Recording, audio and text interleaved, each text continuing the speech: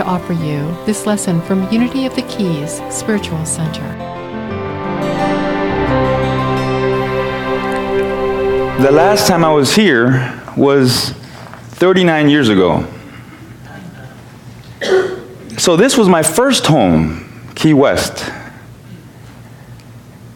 The only difference is that when I got off the boat in 1980 as a 4-year-old, it was a very dangerous journey. And I was sick with mumps and I was rushed to the hospital. I could have died. Some people died on the journey in the Mayo Boatlift. This time, I got off the boat. It's a luxury boat. It's the Royal Caribbean Cruise. So you can thank my wife for that one. But I do feel that I'm home because of the welcome that I got today. And in today's talk, let's see.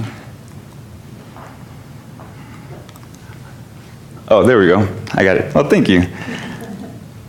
How to be happy and free. I really think I made a mistake with this talk.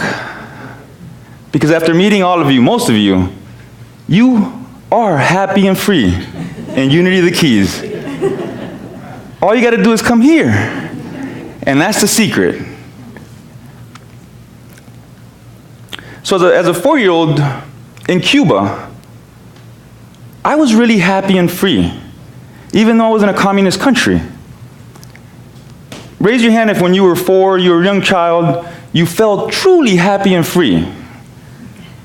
Okay, so we can all agree, small children in a healthy household are truly happy and free. I remember stealing my nano, my grandfather's Cuban cigar, and running away, and he would say, let him run away with my Cuban cigar. And then I would take off his Cuban sombrero, and nobody ever saw him bald. Ever. But he would laugh it off and say, let him run away. And I remember being so happy and free even though I was in a communist regime. So what happens to us as adults that we lose this capacity to experience true happiness and freedom 24/7, like we see in our companion animals and we see in small children? We'll discuss that today. If I can get the slide going the right way. That rhymed a little bit. Okay. May I live in your head. This gremlin is a representation of stress. Chronic stress in the mind. Perceived stress. Subjective stress that's not really there, but it's a self-created story that we have created out of thin air. And what happens with this chronic self-created stress, a lot of things happen. I mean, it affects every single organ system.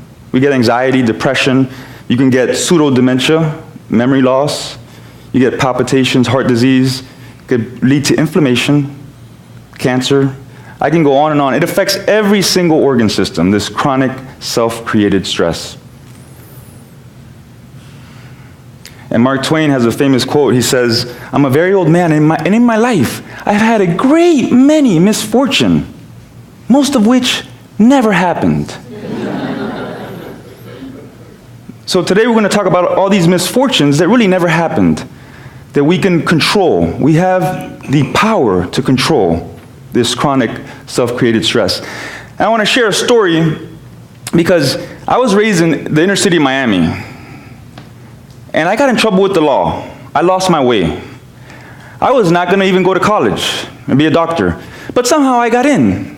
I got into college. I got a double major, biology, philosophy. And I was on the dean's list. I had a perfect resume. I was going to go to medical school and be the first in my family to go to college and then go to medical school. But I had to take the medical college admissions test, which is a very, very difficult test. So the night before this very difficult test, I had one of these gremlins, stress gremlins in my mind. And I couldn't sleep. I was just tossing and turning all night. And this was self-created stress. Of course, I failed that MCAT. And you wonder, how did you become a doctor? Well, then after I failed the MCAT, I started doing daily practice of mindfulness and meditation. And I started doing research, so I practiced that every day, and when I retook it, I slept really well, and I passed, and I've been doing this for 21 years now. So we're going to talk about the 3 gremlins that we have, everybody has in our brain. And this is, science has a name for this, but I'm giving it a different name to help us remember. Because at the end of this talk, I'm going to ask a few people randomly to see if they remember the 3 gremlins. Because I'm also going to give you the remedy. So the first thing that we have to do is name the 3 gremlins. We have the mental merry-go-round. Anybody have a question about the mental merry-go-round? How our thoughts has us spinning round and round, and we're constantly thinking about the past. We're fantasizing about the future, ruminating about the past. This is the normal state of the human brain. Some call it the monkey mind. Then we have the pity committee, and then we have father time. So these are the 3 gremlins that really stress us out every single day. The first step is to name it, then you tame it. That's the first step. So the monkey brain, this gremlin, the stress gremlin, likes to place blame on other people. But in Unity, we don't blame other people. We take accountability and we fix what we can fix. Can I get a little hand raised if that's the Unity principle? Okay, good. So that's the first step. Don't place blame, name and tame your brain. Now, I had a little tiff with my lovebird a couple weeks ago, and then I knew it was all about me, and then I was saying, okay, this monkey brain, mental merry-go-round. I'm bound by this mental merry-go-round. I'm bound by this mental merry-go-round. And then that's the first step. Name it and tame it. Then you feel better. But what we also have to do after naming it and taming it is you have to apply the remedy to really get through this stress gremlin. So just imagine, I told you we have these 3 stress gremlins. You have the mitote, 1,000 voices speaking in our mind at the same time. That's the shamanic tradition. In Maya, it's the drunken monkey mind.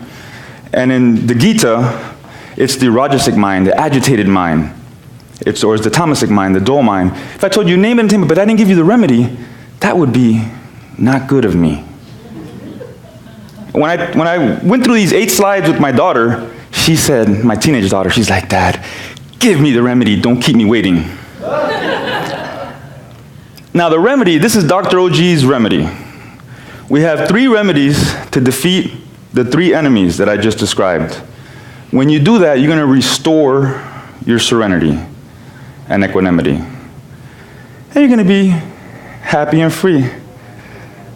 So that's what's going to happen. And when I give you these 3 remedies, I want you to tell me which gremlin it applies to. So I'm going to quiz you at the end. Maybe when we're having coffee, I'll ask you.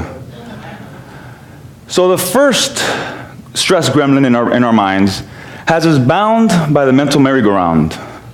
And we're tied in knots from our own thoughts.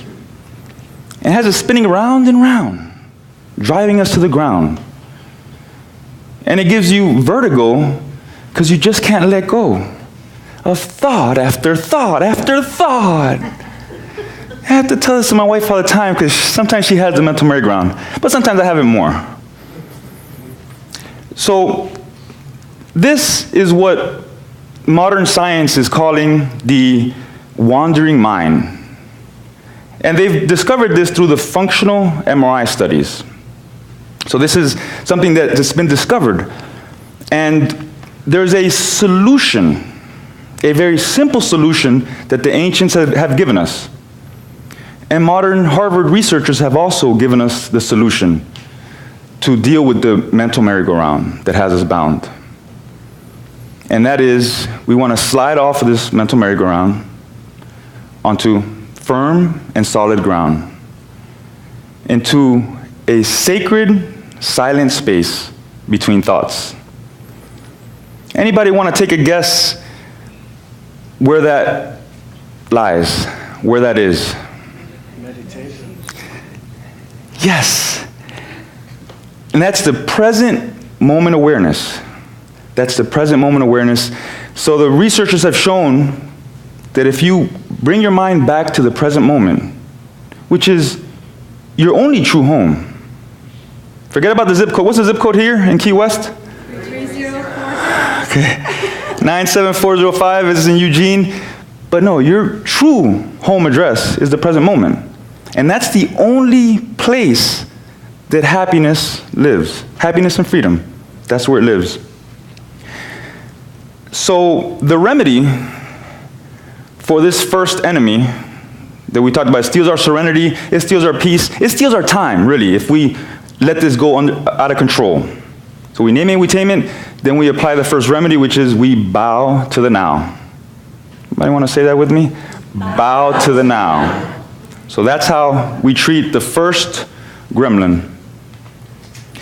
Now the next one is the pity committee makes you feel. Always complain about all the mundane. I didn't want to say that out in church in a spiritual center, so I'll let you say it out loud if you want to. Anybody need an explanation of the pity committee? Raise your hand if you've ever had the pity committee activated in your brain sometime. Okay, we're complaining about things, we have grievances.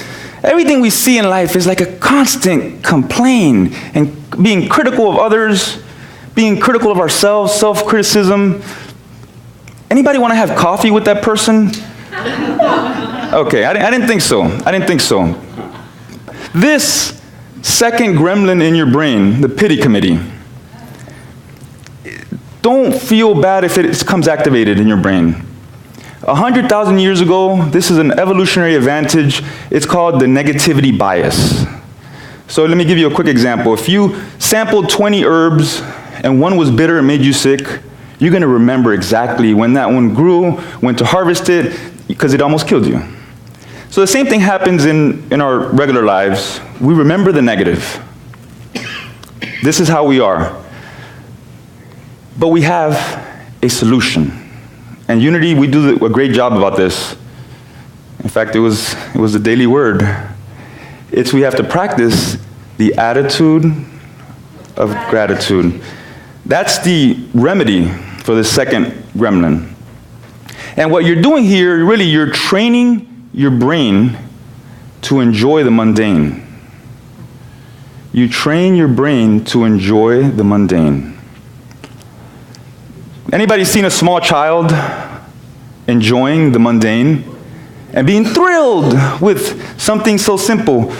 My oldest daughter, Sophie, one time, our grandma gave her a beautiful Christmas gift when she was 2, and it was like an expensive doll, and she opened up the wrapping paper and was thrilled with the wrapping paper. She was so happy with the wrapping paper. Grandmother got really upset that she wasn't playing with the doll.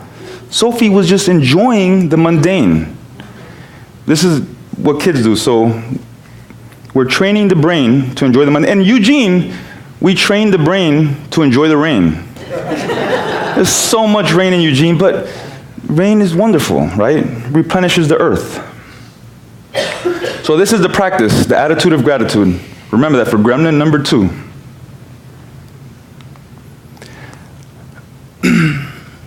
Father Time's doom and gloom from thinking of the tomb.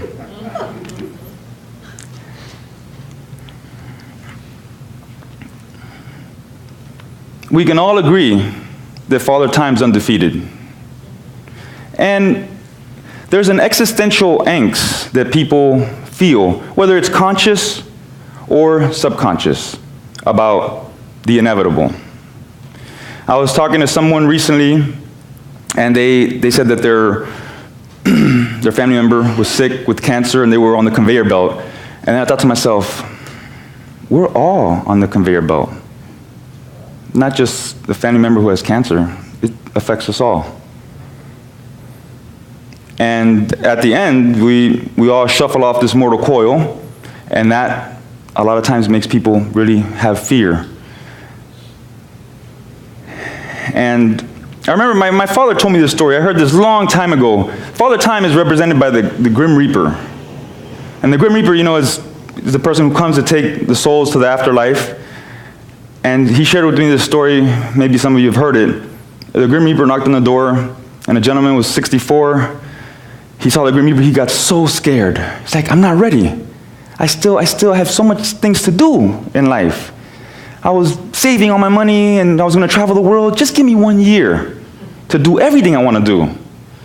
The Grim Reaper felt a little compassion in his heart. He said, I'll give you a year. He said, that's all I need. The Grim Reaper left. The man traveled everywhere. Went to Malaga, Spain, everywhere you can imagine.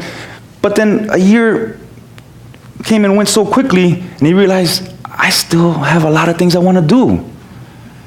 So he basically shaved, became bald, and he said, I'm going to go to this local bar and drink and get drunk and hide in the corner. He'll never find me here.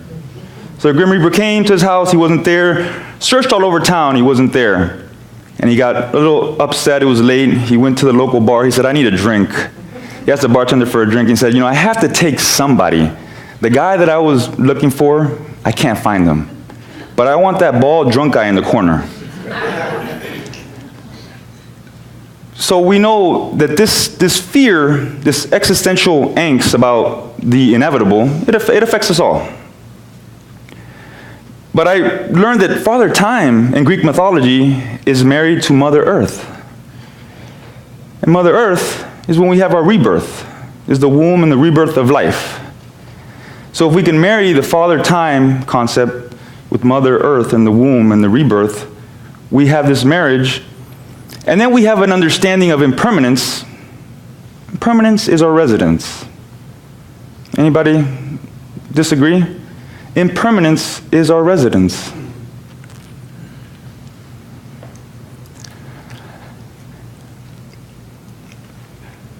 Now, I gave you the Grim Reaper story, and some of you knew that one, but I want to give you a story that I don't think any of you know except my wife. So my son, my youngest, he's 15. When he was 12 years old, several years back, he asked me, he said, Dad, can humans achieve immortality? I said, I had to think about that for a second. Can humans be immortal? And after I thought for a second, I said, maybe with genetic manipulation, we alter the genetic code, maybe we'll get to a place in the future where humans can live for hundreds and maybe thousands of years if we get to that technology. So I said, it's possible, yes. And he looked at me, 12 years old now, and said, I don't want to be immortal. I want to grow old and die. Can you imagine that from a 12-year-old? I was pretty impressed that he said that. And my teenage daughter, Mariel, when I was talking to her about this Father Time concept and the stress that it creates, she said, I'm not afraid of the death concept. What she was afraid of, what stressed her out, was that Father Time is like a pressure cooker of time and deadlines of things to do, of the endless to-do list. Anybody have a to-do list that sometimes gets a little in the way of the stress? Okay. So the remedy here is the third remedy for the third gremlin. See if I'm going to quiz a couple of you in the back. Is to understand that impermanence is our residence, and to transform is the norm. To transform is the norm. So, in conclusion, we have the three remedies. We're in a bow to the now. We have the attitude of gratitude, and we realize that to transform is the norm. And when during our daily life, the first step is when we have this drunken monkey mind, we name it. And automatically we tame it. So we're a witness to the stress that's self-created in our mind. And once we name it and tame it, that's the first step. Then you got to apply Dr. OG's remedy. Does that make sense? So naming it and taming it is like hitting a double or a triple. It's a really good. But now so that's, you named it and tamed it, you hit a double or a triple. And now to get that runner home, you want to apply Dr. OG's remedy. And then you have the completion. And then we can all remember that we were born happy and free, like our companion animals and our small children. And that's the remedy. Thank you for having me.